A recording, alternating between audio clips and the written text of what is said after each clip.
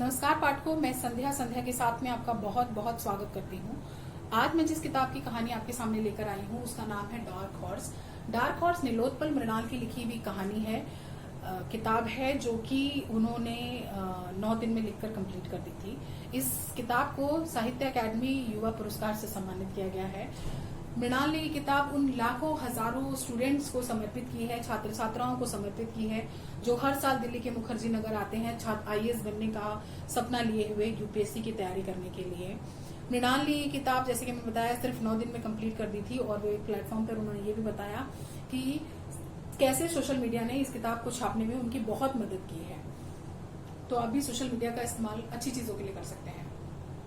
आगे चलते हुए मैं आपको कथानक के बारे में बताना चाहूंगी। कहानी शुरू होती है बिहार के भागलपुर से संतोष नाम के लड़के के साथ। वो आता है दिल्ली के मुखर्जी नगर IAS बनने, यूपीएससी की तैयारी करने। आने के बाद उसकी जो जर्नी है, उसके छात्र जीवन का जो संघर्ष है, सिर्फ संतोष की नहीं, एक्चुअली ये सारे लोग वो जो वहां रहते हैं उनके छात्र जीवन के संघर्षों को बयां करती है। उनके छात्र जीवन के संघर्षों का दस्तावेज है ये कहानी। तो अगर आप इसे कहानी को पढ़ते हैं, मैंने ये किताब सिर्फ 6 घंटे में पूरी कर ली, क्योंकि आपको लगेगा ही नहीं कि आप किताब पढ़ रहे हो। ये सारे जितने पात्र हैं, संतोष के जितने भी सीनियर्स हैं, आपको लगेगा आपके आसपास घूमने वाले लोग हैं। मैंने यूपीएससी का एग्जाम नहीं दिया है, लेकिन मैं ऐसे बहुत सारे लोगों के बीच रही हूँ काफी समय तक। मेरे बहुत सारे मित्र, मेरे बहुत सारे जानकार ऐसे रहे हैं जिन्होंने यूपीएससी की तैयारी की है। तो मैंने देखा है उनके पल पल के मेहनत को, उनके घर से आए हुए प्रेशर को, कैसे कैसे वो अपनी रोजमर्रा की चीजों को पूरा करते हैं कम सीमित संसाधनों में, कैसे वो आगे बढ़ते हैं, कैसे वो फ्रस्ट्रेट होते हैं, कैसे वो पास होते हैं, कैसे वो फेल होते हैं और उसका जश्न मनाने के लिए, दुख मनाने के लिए कैसे दारू पीते हैं। ये मैंने बहुत देखा है। संतोष की कहानी में भी कुछ अलग नहीं हो रहा है। संतोष की कहानी में भी यही हो रहा है। हर बात पे पार्टी होती है, पढ़ाई होती है। पढ़ाई के लिए क्योंकि संतोष बहुत नया है तो वो पूरी तरह से डिपेंड करता है उन लोगों पर जो बहुत सालों से, वर्षों बरस से तैयारी कर रहे हैं। संतोष को आने के बाद पता चलता है कि उसके जो संगीत का चुनाव है, मतलब वो जिस तरह के गाने चुनता है वो तक एक्सेप्ट नहीं किए जाएंगे मुखर्जी नगर में।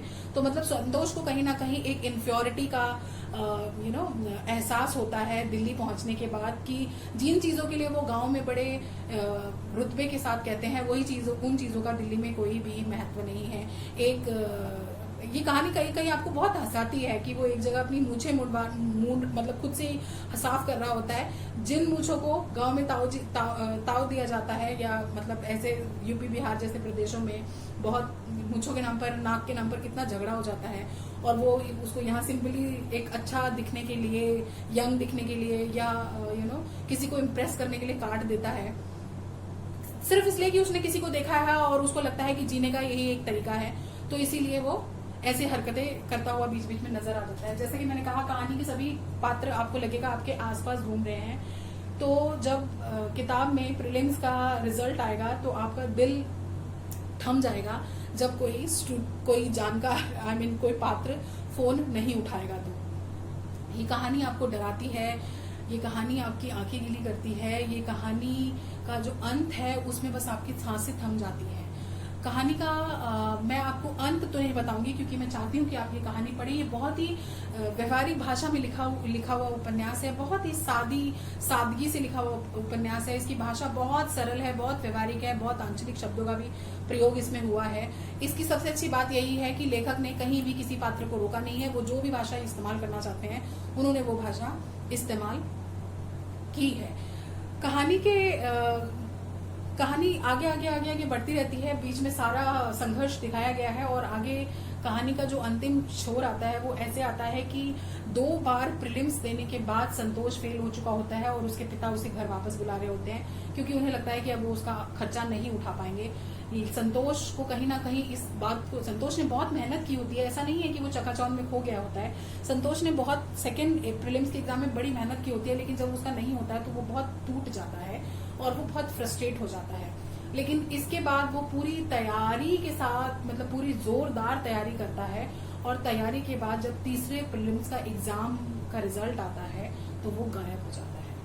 गायब होने के बाद वो कई महीनों तक नहीं मिलता उसके दोस्त, उसके सीनियर, जो कि किसी एक का नाम है गुरु, एक का नाम है मनोहर, उसे बहुत शिद्दत से ढूंढते हैं पर वो नहीं मिलता, उसका फोन नहीं मिलता, उसका कोई नंबर नहीं मिलता, उसकी कोई जानकारी हाथ नहीं लगती। और सबसे बड़ी भूल जो इन लोगों से हुई होती है वो ये कि वो इतने दिनों में 3 साल 2 साल साथ रहने के बाद भी उन लोगों ने कभी एक दूसरे के घर का नंबर लेना जरूरी नहीं समझा होता। कई महीनों बाद जब संतोष मिलता है तो वो बत्रा सिनेमा आप लोगों ने सुना होगा, मुखर्जी नगर का बहुत फेमस सिनेमा है बत्रा सिनेमा की सबसे ऊंची बिल्डिंग पर लटका हुआ मिलता है। गुरु अपने दोस्त मनोहर को फोन करता है कि मनोहर जल्दी आओ, संतोष मिल गया है। मनोहर पूछता है वो कहाँ मिला? संतोष कहता है अरे वो बहुत ऊंचाई पर है, तुम आओ। मनोहर कहता है तुम उसे नीचे उतारो, मैं आता हूँ। तो गुरु कहता है कि वो जितना ऊंचा पहुंच चुका है उसे वहां से उतारना बहुत मुश्किल है। इस बात पर ही कहानी खत्म होती है, लेकिन असल में क्या हुआ है ये जानने के लिए आपको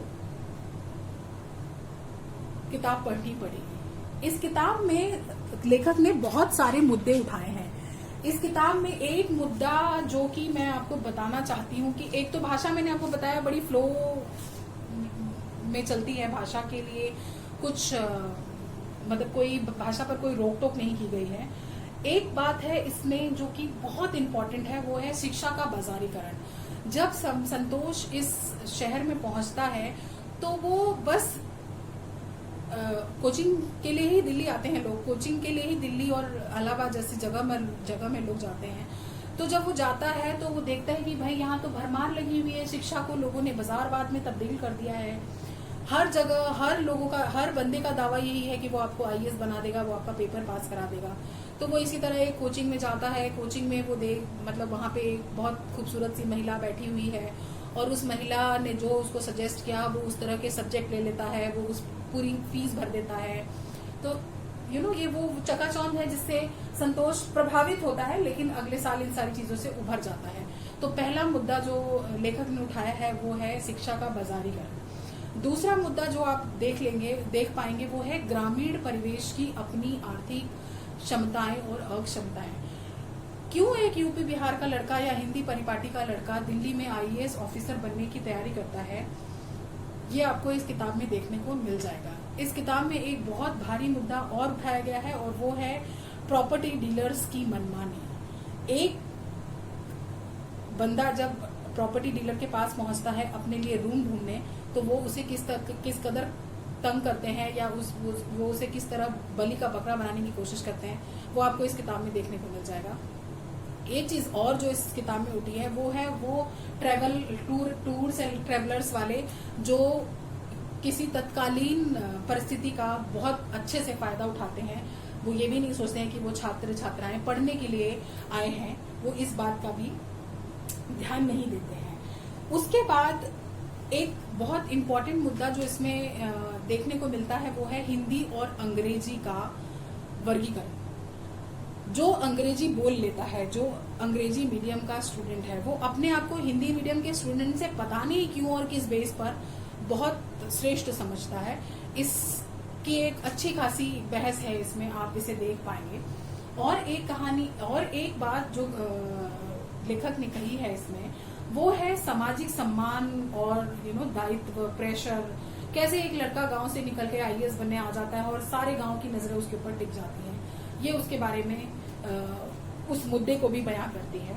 इसके अलावा मैंने जो अपनी तरफ से पर्सनली नोट किया है इस कहानी में वो है इस कहानी में कुछ ऐसे चरित्र आपको मिल जाएंगे जो तैयारी सिर्फ इसलिए करने आए हैं क्योंकि वो आजादी से अपनी जिंदगी को जीना चाहते हैं। उनका तैयारी का मकसद कहीं भी ये नहीं है कि वो यूपीएससी क्रैक कर लेंगे। वो सिर्फ इसलिए आए हैं यहाँ पर क्योंकि वो एक अच्छी खासी 2 साल 1 साल की जिंदगी जीना चाहते हैं, क्योंकि वो किसी ऐसे परिवेश से आते हैं जहां उन्हें बहुत दबाया जाता है, लेकिन वो यहाँ पर आके अपने उन सपनों को पूरा कर लेते हैं। आपको इसमें कुछ ऐसे लोग मिलेंगे जो बड़े अवसर खोजी लोग हैं, स्पेशली लड़कियों की बात की गई है इसमें कि ऐसी लड़कियां जो अवसर खोजती हैं और अपना काम निकाल लेती हैं। तीसरी तरह के लोग हैं जो कि पुरुष की है कि मतलब अगर एक लड़की उनकी तरफ हंस के बात कर लेती है या लड़की थोड़ा सा भी भाव दे देती है तो उन्हें ये लगता है, उनकी जो लिजलिजी सोच है वो कैसे परिवर्तित हो जाती है एक भूखे शेर में, आपको वो देखने को मिल जाएगा। इसमें एक और लड़का है, वो लड़का है गुरु। गुरु एक लड़की को मयूरी नाम की एक लड़की को मन ही मन चाहता है, लेकिन उसे किसी और लड़के के साथ देखकर बस एक ही बार में ये डिसाइड कर लेता है कि ये लड़की ठीक नहीं है, क्योंकि इसकी कई लड़कों से संबंध है। वो ये जानने की कोशिश ही नहीं करता कि उस लड़की का उस लड़के के साथ संबंध क्या है। तो ये अपने आप में एक बड़ी ही गई गुजरी सी सोच है कि लड़की को किसी भी लड़के के साथ देखकर उसका नाम उसके साथ जोड़ दिया जाता है। लेकिन गुरु की खासियत ये है कि गुरु को जब इस बात का एहसास होता है कि उसने गलती की है, गुरु एक ऐसा आशिक है जो अपने फेलियर के बावजूद इस बात पे उछल सकता है, खुश हो सकता है कि उसकी जो सहपाठी रही है, उसकी जो दोस्त रही है, जिसे वो मन ही मन चाहता था, वो बहुत अच्छे रैंक पर आई है। वो बहुत खुश होता है, उसके मन में कहीं आपको किसी तरह की ईर्ष्या नहीं नजर आएगी, और न ही आपको दिखेगा कि वो अपने प्यार का वास्ता देकर उस लड़की को रोकता है आगे जाने से। वो पूरी उसका साथ देता है, उसके लिए दुआ करता है। तो आपको एक ऐसा साथी भी मिल जाएगा जो कि अपने पास नहीं होने के गम को भुला देता है, उस लड़की के मतलब अपना आखिरी चांस खत्म होने के गम को भी भुला देता है उस लड़की के आगे बढ़ जाने की खुशी में। आपको एक ऐसी लड़की भी मिल जाएगी जो कि शिक्षा के बाजार में बैठी हुई है, और उसका सिर्फ इतना सा काम है कि वो मुस्कुरा मुस्कुरा के लोगों को अपनी लावण्यता की तरफ आकर्षित करती है और लोगों को भ्रमित करती है सिर्फ एडमिशन दिलाने के लिए। इस कहानी में, इस उपन्यास में बहुत सारी चीजें हैं। आई मस्ट से कि you should read this book. Please ये किताब पढ़िए, और इस किताब को पढ़ने के बाद आप मुझे कमेंट में बताइए कि आपको ये किताब कैसी लगी। Thank you.